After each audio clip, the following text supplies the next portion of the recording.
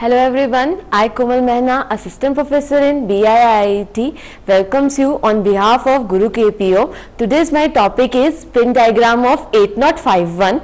8051 is 40 pin IC. It has 40 pins and it has also 4 ports which is known as input output ports. These 4 ports are the port 0, port 1, port 2 and port 3. They are the pin from 1 to 8. The pin number from 1 to 8 is for the port 1. Port 1 is basically for the input and output port. It is known as a truly input and output port because it has no other work rather than the input and output. Next pin is our reset pin. Pin number 9 is known as a reset pin. When this pin is on, you can see that when this pin is high, our microcontroller is on reset. When this pin is 0, it will be start wherever it left. Then pin number 10 and pin number 11 are for the RxD and TxD. This is basically for the receiving and transmission, and receiving for the synchronous input and asynchronous output for the RxD and for the TxD. Similarly for the asynchronous output and synchronous input.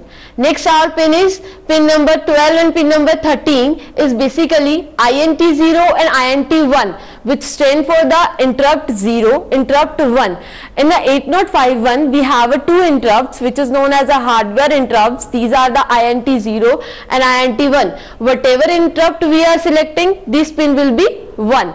Then there is a timer. In the 8051 there is also 2 timer, that is T0 and T1, which is shown in the pin number 14 and 15. These 2 timers are according to which timer we are using, this pin will be high.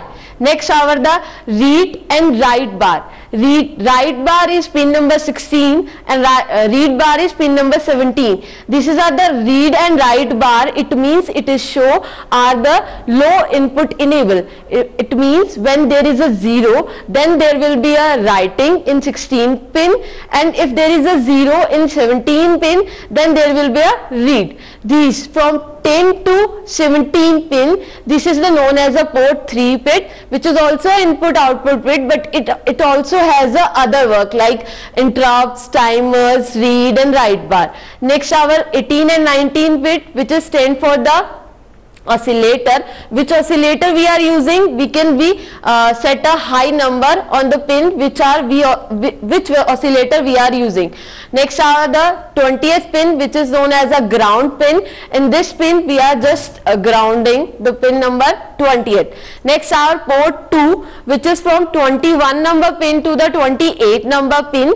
Port 2 is basically for the address pin. It is also work for the address. Next our 29th number pin, which is a PSEN bar, which is stand for the program store enable. This pin, as it show, it has a bar, so this pin also low input pin. It will be 0. When there is a 0 in the 29 number pin, it will be on for the external memory.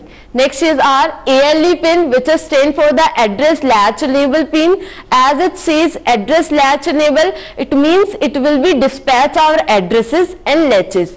Next our EA pin, that is external access pin. External access pin is basically when we require our external memory, extra memory we can say that, then this pin will be the low pin.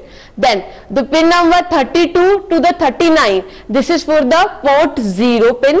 These port 0 pin are the both for the address and data enable latch. Next our last pin is the 40th pin is VCC, which is connected to the 5 volt supply or 3 volt supply which we are required. According to this is our pin diagram of 8051. Thank you for listening and watching this video. For the more information, you can log on to the www.gurukpo.com.